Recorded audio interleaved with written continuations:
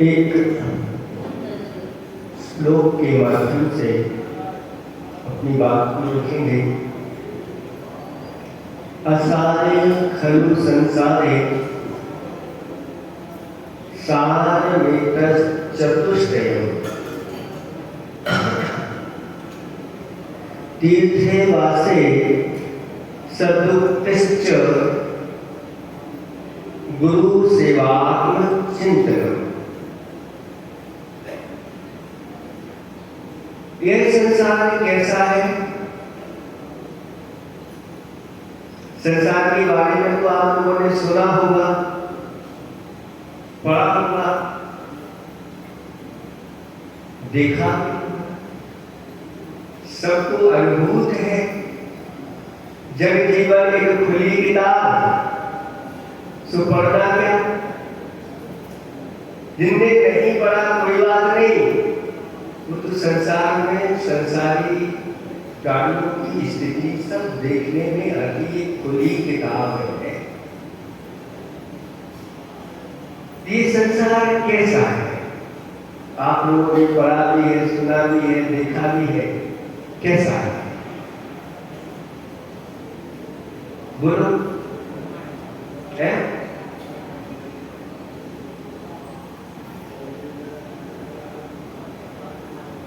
कैसा है ये संसार? अच्छा है कि नहीं? अच्छा संसार नहीं होता तो फिर हम यहाँ क्यों रहते हैं? हम संसार में रह रहे हैं क्यों? क्योंकि हमें संसार अच्छा लग रहा। तो वास्तव में ये संसार अच्छा है कि नहीं? अजय सिंह ने भगवान की भक्ति करते हुए कहा, छार छार भर है भरा, रहित सार संसार। संसार कैसा है? छार छार ही इसमें भरा हुआ है, सार रहित है, असार है। फिर भी यह सरस और सार क्यों लग रहा है? अच्छा लगता है, इसी में सार दिखाई देता है। ऐसा क्यों होता है? मोह उदय से लग रहा सरस सार संसार। ये मोह की ही प्रबलता है, मोहिनी कर्म ऐसा कर्म है कि जो असार है उसमें भी सार दिखाई देता है, जो नीरस है उसमें से भी रस आने लगता है। कुत्ता है, हड्डी को पकड़े हुए है और उसको चबा रहा, उसमें कुछ भी नहीं है, लेकिन उसके ही दांतों में से रक्त आने लगता है और वो लगता है कि इसमें कुछ। यही दशा है, आचार्य लोग कहते हैं मोहिनी की ऐसी ही दशा होती है कि उसको सार नजर आने लगता है जहाँ सार।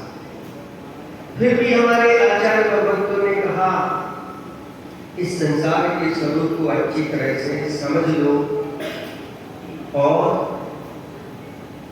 इससे वैराग्य धारण करो। ऐसा वृक्ष बताओ जिसमें लकड़ी नहीं पाई जाती। आपने देखा है? देखने में बहुत सुंदर लगता है, फल भी उसके बहुत मीठे हैं, लेकिन उसमें लकड़ी नहीं पाई जाती। ऐसा कौन सा? कदली वृक्ष है, कदली तरु संसार है।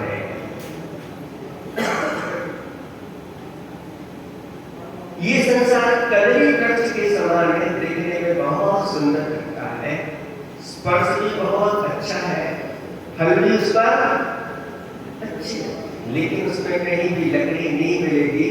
उसके साग को छीलते जाओ, छिकला ही छिकला, वो सब छिलका है, लेकिन बुंदेलखंड में फिसल करके छिकला हो गया। वो कहते हैं छिकला छिकला, फिर छिलके को छिकला हो गया, फिसल करके ऐसे ही शब्द बन जाते हैं। आचार्य जी कहते हैं कि सफल शब्द है, सफल शब्द फिसल करके फसल बन गया। कि फसल आई, फसल नहीं आई, सफल आई है, यानी फल सहित जो आ जाती है वह सफल कहलाती है, वही सफल फिसल करके फसल बन जाता है।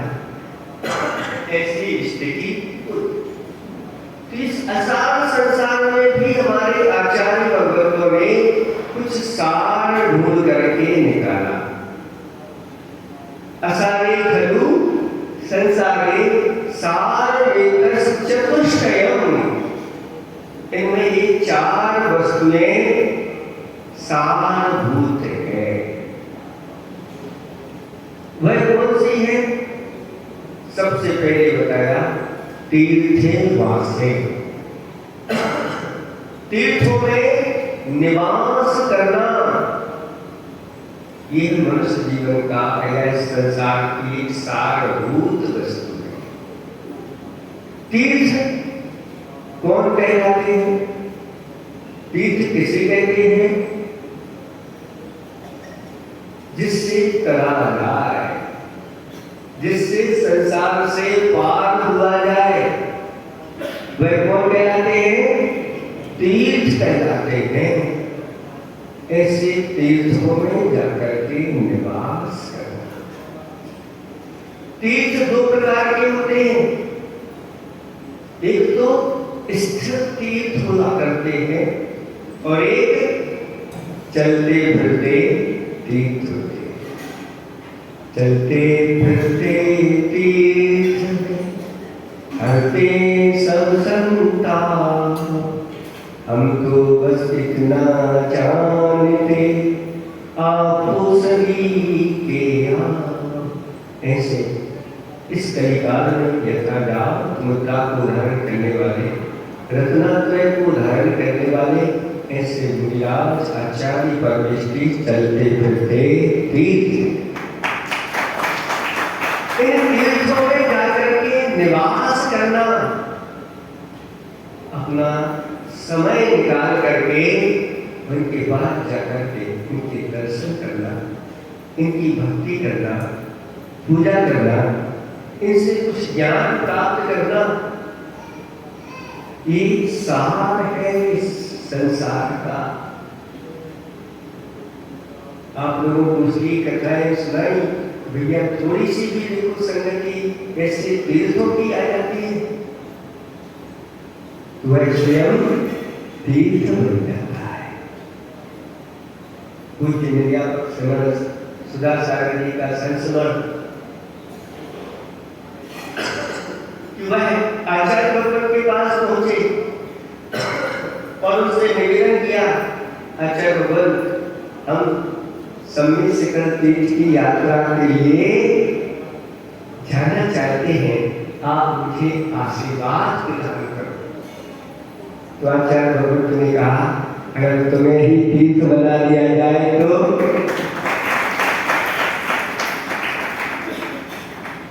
बस समर्पित होकर के उन्होंने भी श्रीफल चढ़ा दिया और आचार्य भगवंत ने उनको भी तीर्थ।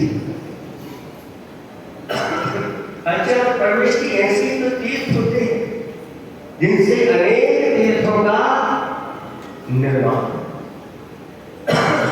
ये तीर्थ हैं, ये कराने वाले हैं, संसार से पार कराने वाले हैं। ये संगति बहुत दुर्लभ लोगों को मिलती है, सबको नहीं। जिसका विशिष्ट पुण्य होता है कहना है। आप लोगों को कई बार वसुदेव खंड की कहावत सुनाई है कि बनिया में संगम घोड़ी चलाना। बनिया अगर प्रसन्न हो जाए तो क्या देगा? बोलो, रुपया पैसा और क्या देगा? और लेकिन राजा हो तो राजा प्रसन्नम गजभूमि धर्म। राजा प्रसन्न हो जाता है तो इतने गज ले लो, इतनी भूमि ले लो, इतने ग्राम ले लो, आधा राज्य ले लो, यहाँ तक कि पूरा राज्य भी देने के लिए तैयार। हरिश्चंद्र जैसे, हरिश्चंद्र का नाम आप लोगों ने, राजा हरिश्चंद्र, सत्यवादी राजा हरिश्चंद्र। कैसे सत्यवादी? जिन्होंने स्वप्न में अपने गुरु के लिए राज्य दे दिया, मुख से बोल के नहीं, सबके सामने नहीं, स्वप्न में उन्होंने गुरु को राज्य दे दिया। जैसे ही आंखें खुली, ओ मैंने अपने गुरु को स्वप्न में राज्य दिया, इसको मुझे साकार करना है। और गुरु के चरणों में पहुंच गए। गुरु महाराज, यह राज अब आपका है, मुझे ये नहीं चाहिए, मैं आपको दे चुका। गुरु कहते हैं, कब दिया आपने? मेरे सामने तो कभी कुछ कहा ही नहीं। और सारी घटना सुना दी और गुरु के चरणों में नतमस्तक हो गए।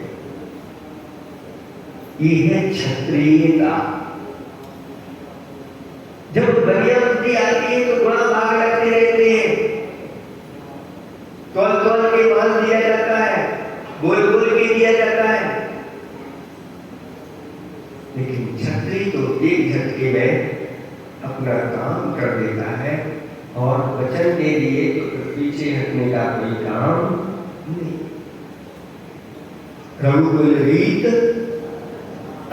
सदा चली आई, प्राण जाए पर बचन न रही, ये छत्री पड़ा है।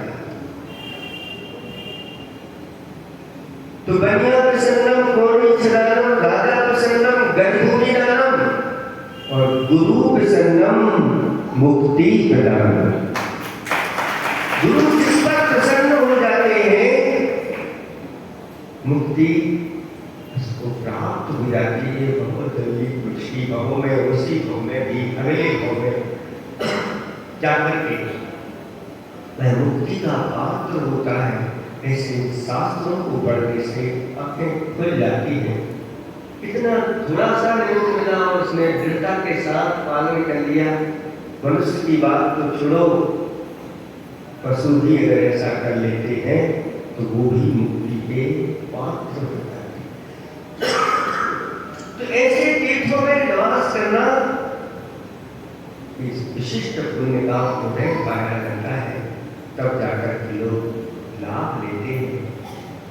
दूसरे तीर्थ वो होते हैं जो स्थिर तीर्थ होते हैं, जैसे सिद्ध क्षेत्र है, अतिशय क्षेत्र है। इन पर जाकर के इनकी वंदना करना, भक्ति पूजा आराधना करना, ध्यान करना,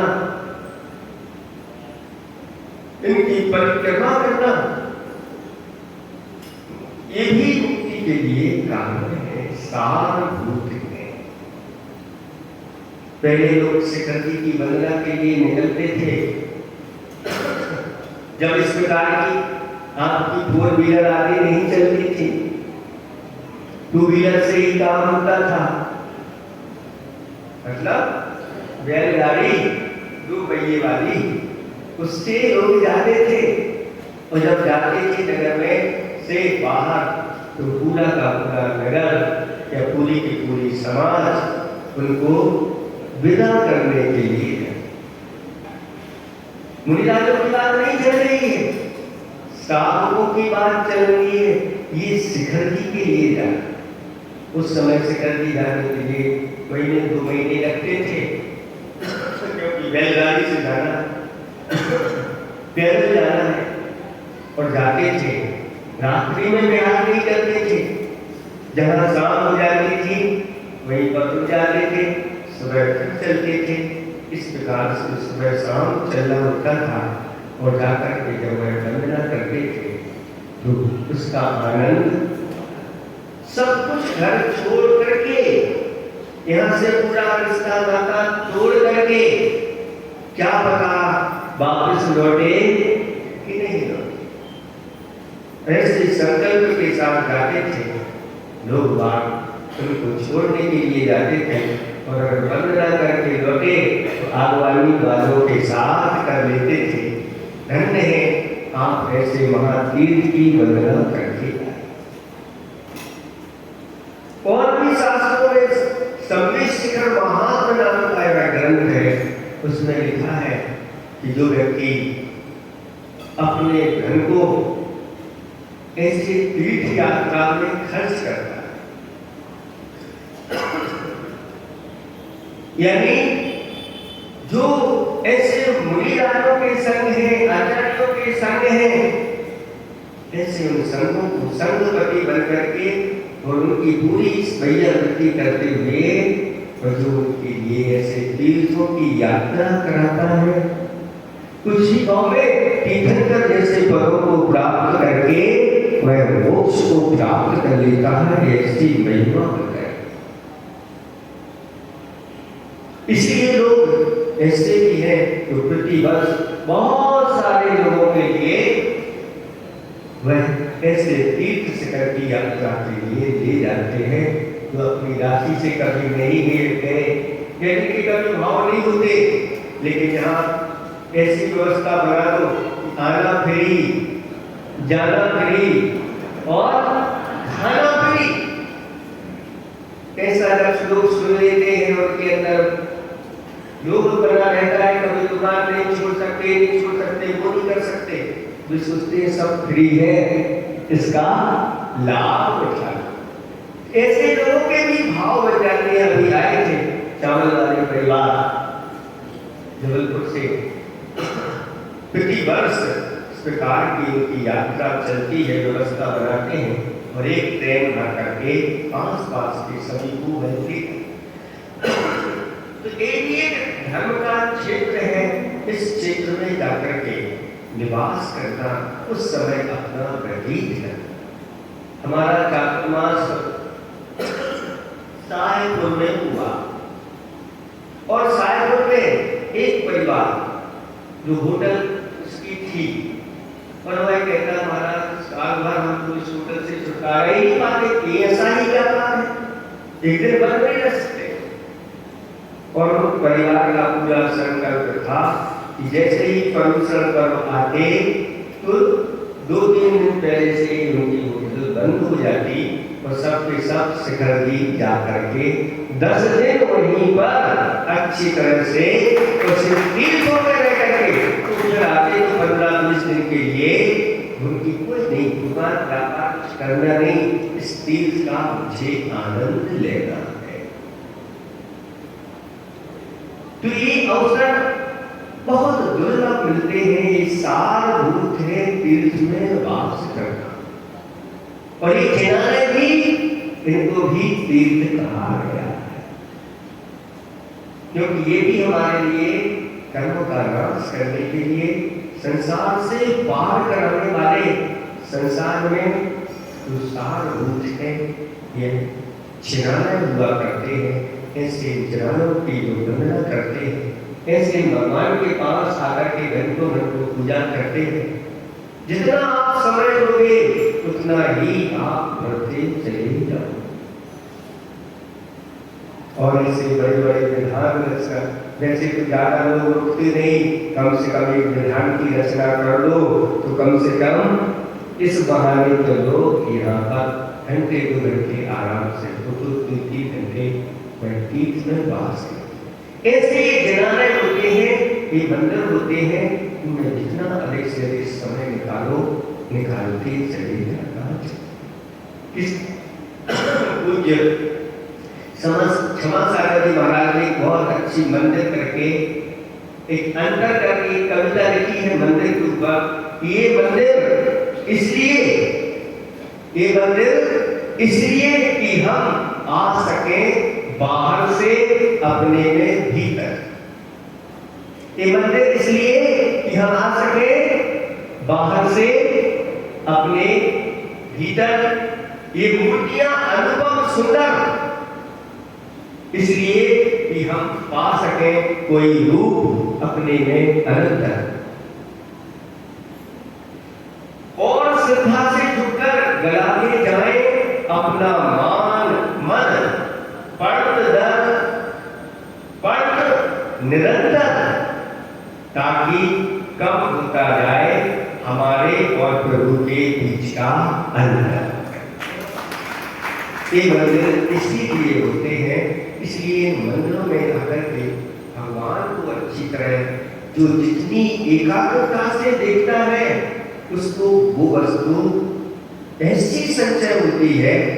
आप कभी भी दर्शन करो उतने समय के लिए सब कुछ भूल जाओ, सिर्फ आपको भगवान की छवि के अलावा और कुछ नहीं दिखे, कुछ भी याद नहीं आए उस क्षण में। ऐसा समय आप अधिक से अधिक टिकाने का प्रयास करो। इस दुर्राजी ने कहा कि जो भगवान आपके सम्मुख खड़ा है, चेहरे पर उसने आपके ऊपर दृष्टि डाल दी है, अपनी आंखों को बिना झपकाए निरंतर आपको देख रहा है, हर्ष से रोमांचित जिसके शरीर है, ऐसा व्यक्ति और हर्ष के आंसुओं से जो अपने मुख को प्रक्षालित कर रहा है और गदगद वाणी से जो आपकी स्तुति कर रहा है। धन्य है ऐसा वह भक्त, धन्य है उसकी भक्ति। इसलिए जब भी इनके दर्शन करो अच्छी तरह से इनके अंदर हमें जो गुण है उनको देखना चाहिए, जो द्रव्य है उसको देखना चाहिए, और जो उनकी पर्याय है उसको अच्छी तरह से देखना चाहिए। प्रवचन सार ग्रंथ में लिखा हुआ है, जो जानती अरहंतम, जो जानता है किसको? अरहंत भगवान। कैसे जानता है? दब्ब गुणत्व पज्जते, तो द्रव्य को गुण और पर्याय के माध्यम से अनंत को जानता है। सुजानती अपरम, वही अपने आत्मा को जानता है। और ऐसा जो जानता है उस व्यक्ति का तस्य खलु जाति बोध लयम, उसका बोध क्षय को प्राप्त हो जाता है, ऐसा कहा गया है। यानी वह सम्यक दर्शन प्राप्त कर लेता है, उसका बोध उपशम हो जाता है, उसका बोध क्षयोपशम को प्राप्त हो जाता है। अगर चतुर्थ काल हो तो क्षय सम्यक दर्शन की प्राप्ति अनंत भगवान के पाद मूल में हो जाए। तो नमो अरिहंतारण कहते हुए अरिहंतों को नमस्कार हो। तो अरिहंत कैसे हैं? पहले द्रव्य देखें। कौन द्रव्य है? आत्म द्रव्य है। लेकिन आत्म द्रव्य तो बहुत सारे संसार में, बहिरात्मा भी है, अंतरात्मा भी है। ये कौन सी आत्मा है? क्या बहिरात्मा है? क्या अंतरात्मा है? नहीं, ये कौन है? परमात्मा। ये परमात्मा है, परम आत्म द्रव्य है। ऐसे ये द्रव्य से हमने भगवान को देख लिया। अब इनके अंदर गुण क्या है? कौन से गुणों के स्वामी है? अनंत चतुष्टय के धनी तुम ही हो सविता।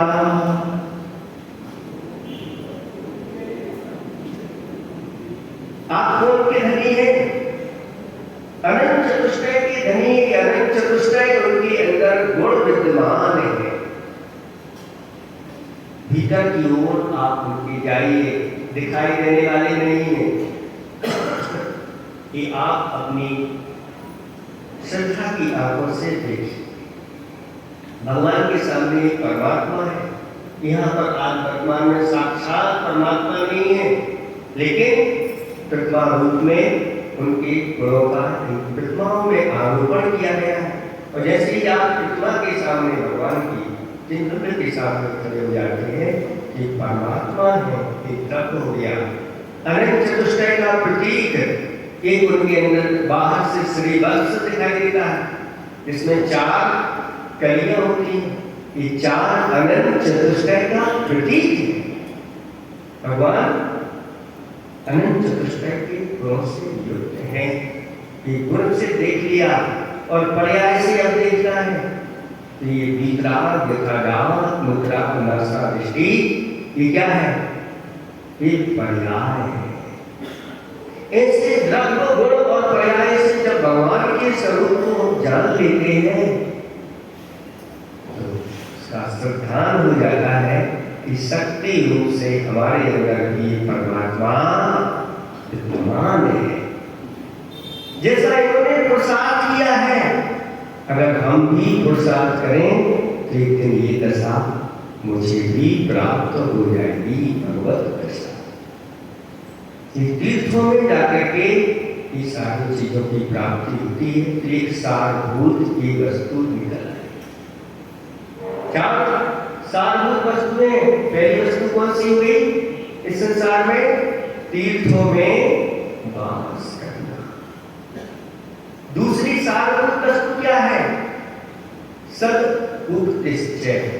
सत माने समीचीन, सम्यक। उक्ति माने शास्त्र होता है। जो समीचीन अच्छे शास्त्र हैं, ये आज सारभूत हमारे लिए।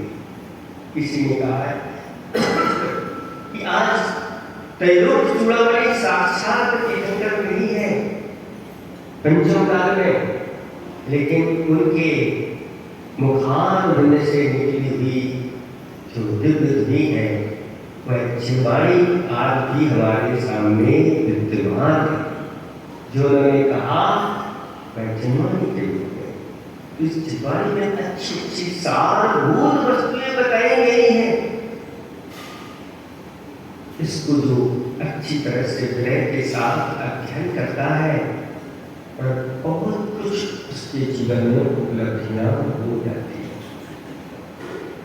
पहले राजा लोग होते थे और राजा लोगों के पास ऐसी कोई व्यक्ति साधु महाराज या कोई व्यक्ति पहुंच गया कि 1 लाख की एक बात,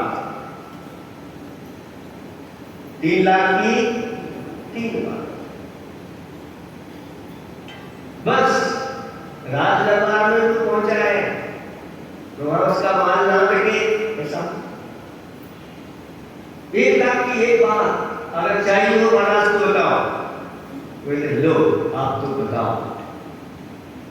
आज आप लोगों का तीव्र पुण्य का उदय है कि लाखों करोड़ों की ये बातें आपको मुफ्त में मिल रही हैं। पहले दुर्लभ होते थे, ऐसे साधु जंगलों में अपनी साधना करते थे।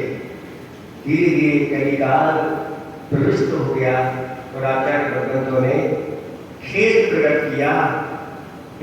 आज खेत की बात है कि लोग जंगलों में रहते थे, अब नगर के बाहर किनारे पर रहना पड़ रहा है। हजारों वर्ष पूर्व में एक खेत प्रकट किया, फिर धीरे धीरे नगरों में रहना पड़ा। अब नगरों में भी आपके बीचों बीच हम लोगों को रहना पड़ा। ये भी बड़े खेत की बात है, हम लोगों के लिए खेत की बात है, आप लोगों के लिए तो बड़े सौभाग्य की। कहीं जाना नहीं, जब आना आ जाओ, दर्शन कर लो, सब चीजों का लाभ ले। तो ऐसे ये शास्त्र होते हैं जो सार एक संसार में सारभूत हैं और बहुत अच्छी अच्छी बातें हमें बताते हैं। दुर्गति में जाने से रोकते हैं, सदगति में जाने के उपाय स्पष्ट सारी चीजें लिखी हैं। 4 गतियों में संसारी प्राणी परिभ्रमण करता है, 4 प्रकार की आयुओं का बंध करता है। आपको कौन सी आयु का बंध करना है? एक नरक आयु है, दूसरी त्रियंच आयु है, तीसरी मनुष्य आयु है, चौथी देव आयु है। जैसे दुकान पर जाते हैं, आपको कौन सी चीज चाहिए, अनेक प्रकार की वैरायटी बता दी जाती है। ये इतने रेट की है, ये यहाँ की है, ये ऐसी है, इसका परिणाम ये है, इसका सारी चीज। ऐसे ही आचार्य भगवंतों ने रख दिया। नरक आयु का आश्रय करना चाहते हो तो लोग आपके लिए सूत्र देते हैं, बहु आरंभ और बहु परिग्रह। ये नरक आयु के लिए कारण है। अगर इस प्रकार की प्रवृत्ति के साथ आयु बंद हो गया तो नरक आयु का फिर वो छूटने वाला नहीं, वहां तो चलना ही पड़ेगा। माया पैगत जो मायाचारी में देखते हैं, उसी समय आयु का बंद हो गया तो त्रियंच आयु का बंद हो गया। मनुष्य आयु का बंद करना चाहते हो तो अल्प आरंभ और अल्प परिग्रह। जितना कम परिग्रह होगा, जितना कम आरंभ होगा, आपको मनुष्य आयु के बनने के लिए कारण बनेगा। और देवायु के लिए है क्या चाहिए? तो अच्छे अच्छे मन वचन काय की सरल प्रवृत्तियां, धार्मिक अनुष्ठान, ये देवायु के लिए सुखदायी जो होते हैं वह देव आयु के लिए बल के लिए कारण है।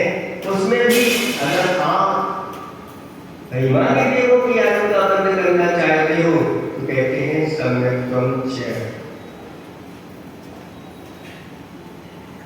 आप सम्यक से युक्त हैं तो आप कुछ निश्चित रहिए, आपके लिए वैमानिक देवों की आयु का बंद। ये व्यवस्था सब शास्त्रों में बताई गई है।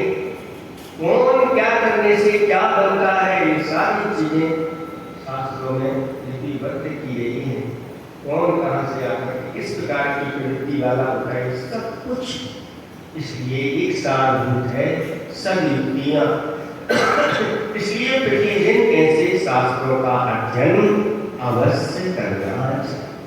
सभी विद्यालयों में एक धर्म सभा होना चाहिए। साधु रहे अथवा न रहे, सुबह का समय है तो सुबह वाले कर लो, जो सुबह नहीं आ सकते तो शाम को कर लो, जो शाम को सुबह नहीं आ सकते दोपहर में आना चाहे तो दोपहर में आकर के यहाँ पर स्वाध्याय होगा। सुबह दोपहर शाम को जहाँ मंदिरों में ऐसी अच्छी अच्छी स्तुतियाँ पढ़ी जाती हैं, स्वाध्याय होता है, पूजा आदि होती रहती है, कहते हैं मंदिर वही कहलाते हैं जो ऐसे अच्छे अच्छे उत्सवों से सुशोभित होते हैं। मंदिर है और सुना पड़ा है तो वह सुबह को प्राप्त नहीं होता।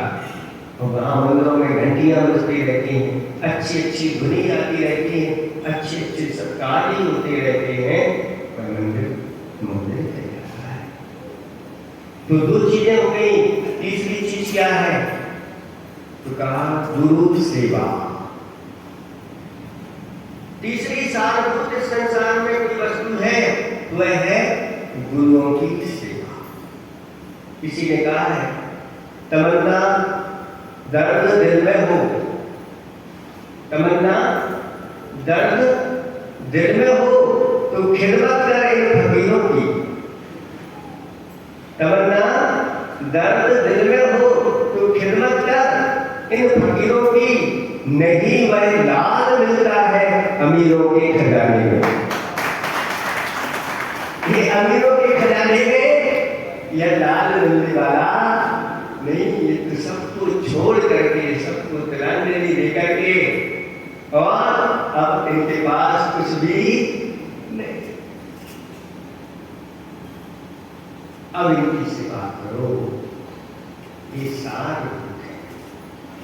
एक मुनिराज, ठंडी का समय है, ऋतुधारी मुनिराज है, तो जैसे ही संधिकाल हुआ और नगर के बाहर एक वृक्ष के नीचे आकर के बैठ गए, ध्यान लगा करके रात्रि योग धारण कर लिया। साय साय हवाएं चल रही थी, ठंडी ठंडी, एक ग्वाला, तो कौन कहलाता है? गाय चराने वाला। बड़े की बोलते हैं, गाँव में क्या बोलते हैं? बड़े। वह गाय चरा करके वापस आ रहा था और उसकी दृष्टि पड़ गई मुनिराज के ऊपर और विचार करता है इनके तन पर कुछ भी नहीं है, ऐसी ठंडी, मैं पूरा कांप रहा हूं, भाई रात्रि भर यहाँ पर कैसे रहेंगे, इनकी रात्रि कैसे निकलेगी? पढ़ा लिखा नहीं था, है वो कम पढ़ा लिखा भी नहीं था, कुछ लोग कम पढ़े लिखे तो बहुत पढ़ा लिखा भी नहीं था। अच्छे से कहते हैं हम अधिक पढ़े लिखे बेकम समझ, हम अधिक पढ़े लिखे होते हैं लेकिन कम समझदार होते हैं, लेकिन वह पढ़ा लिखा नहीं था लेकिन अधिक समझदार। गायों को छोड़ करके जैसे आया, अपने सेठी की गाय चराने जाता था, वहीं से अपने लिए कम्बल लेकर के आया और कुछ उसने लकड़ियों को इकट्ठा किया और जहां मेरा ध्यान में लीन थे उन्हीं के सामने अग्नि जला करके और अपने हाथों को गर्म करता और मुनिराज को सेट करके आता। ये उसका अनुष्ठान पूरी रात भर चला। मुनिराज भी ध्यान में जागृत रहे और यह भी मुनिराज भी तपस्या कर रहे थे और यह भी तपस्या कर रहा तब कर रहा था। कौन सा तब? वैयावृत्ति नाम का अंतरंग तप।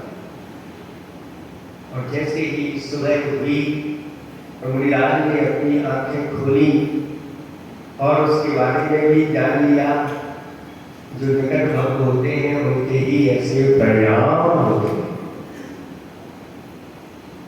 ये निकट भक्त है और उसको थोड़ा सा उपदेश में कहा कि प्रत्येक कार्य के प्रारंभ में क्या करना, नमोकार मंत्र का उच्चारण और ओम शांति कहते हुए आकाश मार्ग से विहार करते हुए देखता रहा।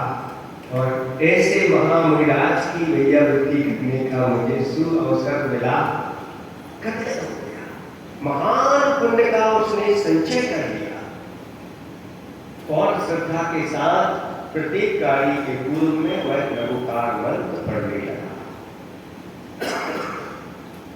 अचानक एक घटना ऐसी घटी कि उसकी गाय गंगा नदी के उस पार चली गई।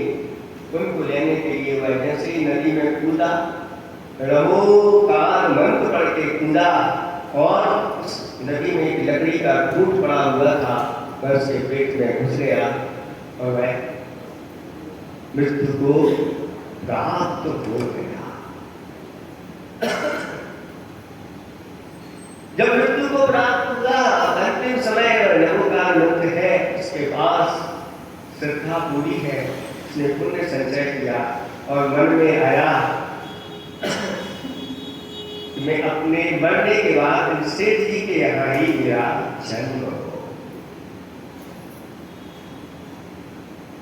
क्योंकि सेठ जी धर्मात्मा है, धर्म करते हैं और बहुत अच्छे हैं। जब से वह नमोकार मंत्र पढ़ने लगा था, सेठ जी भी उसके लिए अच्छे अच्छे वस्त्र आभूषण भोजन देने लगे।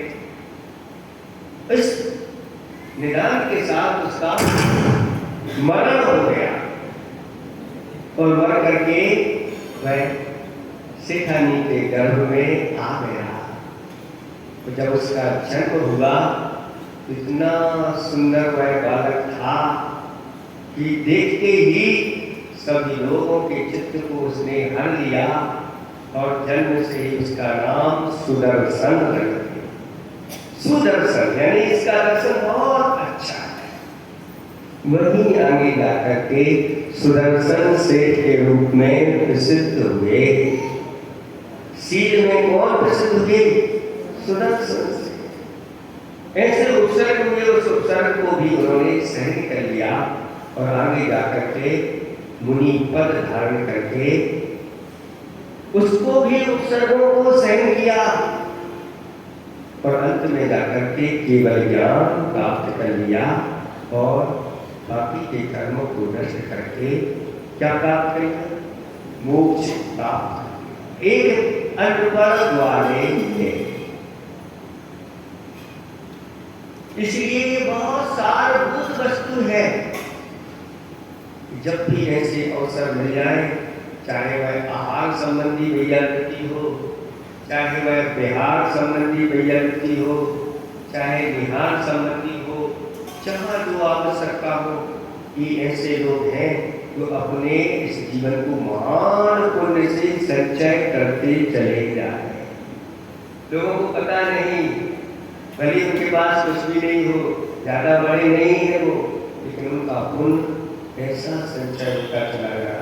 बहुत जल्दी जिन्होंने गुरुओं की ऐसी सेवा में अपना जीवन व्यतीत किया, धर्म कहता है चिंता नहीं कर, हृदय में आने दो मुझे, तो वह हृदय में आएगा, सब लोग तुम्हारी सेवा करेंगे। वो तो आप लोगों ने सुनी होगी कुछ पंक्तियां। एक राजा थे और राजा हाथी पर चढ़ करके आए, अच्छी तरह से हाथी पर भी अंबारी सजी थी, मुलायम अच्छी तरह से। जैसे हाथी पर से आए, निकट आ गए तो हाथी अब आगे नहीं जा सकता, तो घोड़ा लगा दिया, घोड़े पर उनको ले लिया। घोड़े पर भी पलारा जो कुछ बांधा हुआ था, अच्छी तरह से उस पर भी पलटते हुए गए। अब घोड़ा अंदर नहीं जा सकता, तो क्या करें? अच्छे से मलमल की बिछी हुई पालकी को लेकर के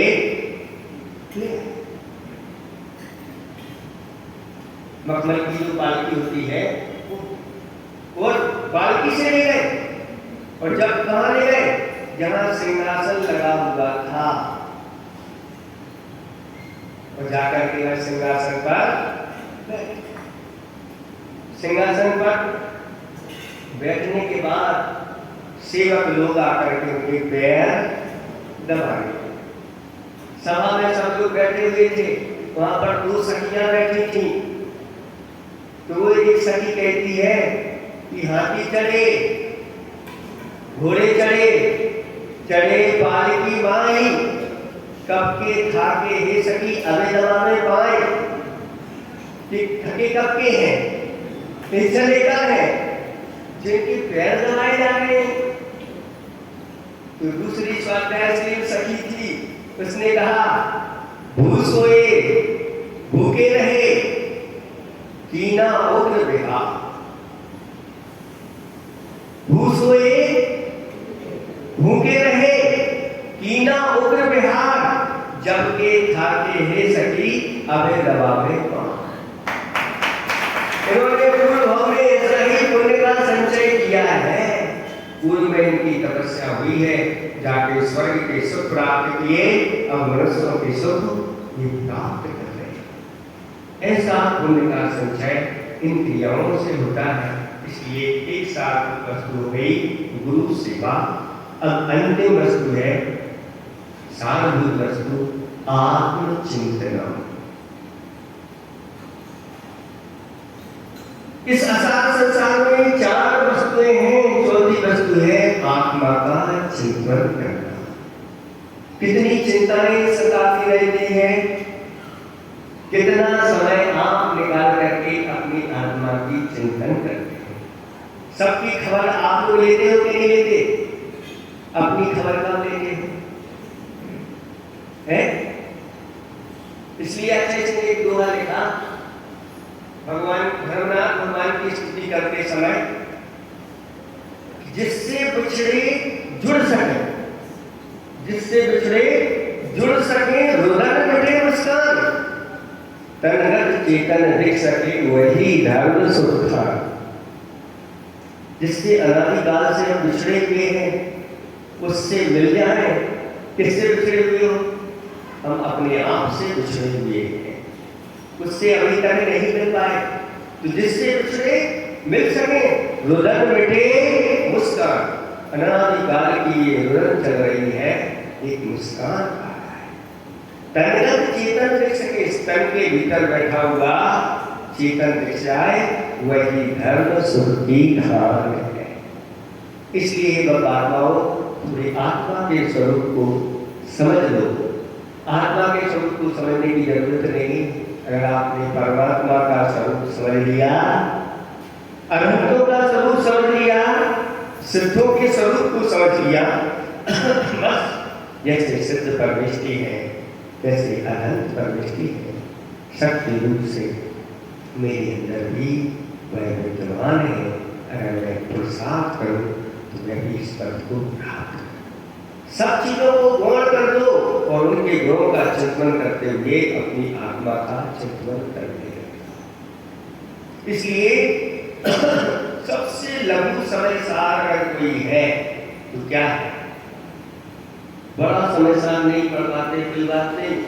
आचार्य बदलने का सिर्फ 1-2 शब्द है, 2 अक्षर है। बस इन 2 अक्षर से आप समय सार को प्राप्त कर सकते हैं। कौन से 2 अक्षर? सोहम। ये ऐसा समय सार है, बस आप सोहम सोहम करिए। जो परमात्मा है वही, जो शुद्ध आत्मा का स्वरूप है, जिससे जैसे मैं भी ऐसा हूं। ऐसा करते करते आप लीन हो जाइए, परमात्मा में लीन होइए, अपने आत्मा में लीन। ये अपने आप में बहुत ही उत्कृष्ट जपा जप का जपना नहीं पड़ता इसको। जपा यानी श्वास अंदर गई, श्वास बाहर निकल गई। श्वास लेते ही क्या कहना है मन में? सोहम। सो के साथ आप श्वास लीजिए और हम के साथ आप बाहर निकालिए। आप अपनी श्वास को जितना कंट्रोल करेंगे, जितनी आपकी वह सूक्ष्म होती चली जाएगी, उतनी ही लीनता उसमें आती भागती चली जाए। क्योंकि ऐसा कर नहीं पाते लोग, तो आजकल जो योग कराने वाले हैं वो तो कहते हैं जोर जोर से करो, सोहम सोहम सोहम सोहम। क्या है, धीरे धीरे करेंगे तो ये लोग सो जाते हैं। तो इनको अच्छी तरह से करो, जितनी ताकत हो शरीर की उतनी ताकत लगाओ और क्या करो, सोहम सोहम, जिससे कम से कम नींद तो भाग जाएगी, प्रमाद का दूर हो जाएगा। फिर वो कहते हैं अब मुख से धीरे धीरे सोहम बोलो, फिर बोलना बंद कर दो, अंदर ही अंदर उसको सुनो और फिर उसमें लीन हो जाओ। एक सारभूत असारे खलु संसारे सार में कर चतुष्टयम, तीर्थ में वास करना, अच्छे अच्छे शास्त्रों का अध्ययन करना, गुरुओं की सेवा करना और अपने आत्मा का चिंतन कुछ समय निकाल करके दो।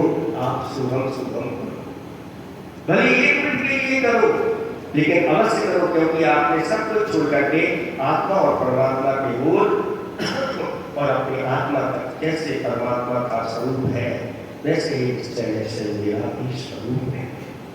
सत्य रूप में मेरे अंदर ही परमात्मा विद्यमान है, मुझे इसको प्रकट करना है। कितने लोग आज तैयार हो गए हैं कि कम से कम 1 मिनट तो हम इस परमात्मा को साथ साथ अपनी आत्मा का ध्यान करेंगे। कम से कम 1 मिनट तो प्रतिदिन करना है। इतने सारे मिनट हैं, 1 मिनट अपने आप के लिए दे दीजिए, बाकी के मिनट तो सबको देते हैं। कम से कम 1 मिनट, अच्छा लगे तो फिर 5 मिनट, और अच्छा लगे तो फिर आधी घड़ी, और अच्छा लगे तो 1 घड़ी, और अच्छा लगे तो 2 घड़ी, आपके ऊपर है। एक प्रतिदिन आप अभ्यास करो, मंदिर में कर सकते हैं, घर में कर सकते हैं, कहीं बाहर घूमने वहां कर सकते हैं। ऐसी झलक अपने अंदर जागृत करो। ऐसा आचार्य भगवत ने कहा, कुछ समय के लिए तो एक अंतर्मुख के लिए इस आत्मा का चिंतन करो कि आप काफी आपको अवश्य भी समय बहुत हो गया, इतना ही पर्याप्त समझते हैं। अहिंसा परमो धर्म की समस्त मुनि संघ की क्या एक बाणी भारी मन तोय जपो दिन एक गुरु सेवा दया धर्म पालो सदा यही मोक्ष का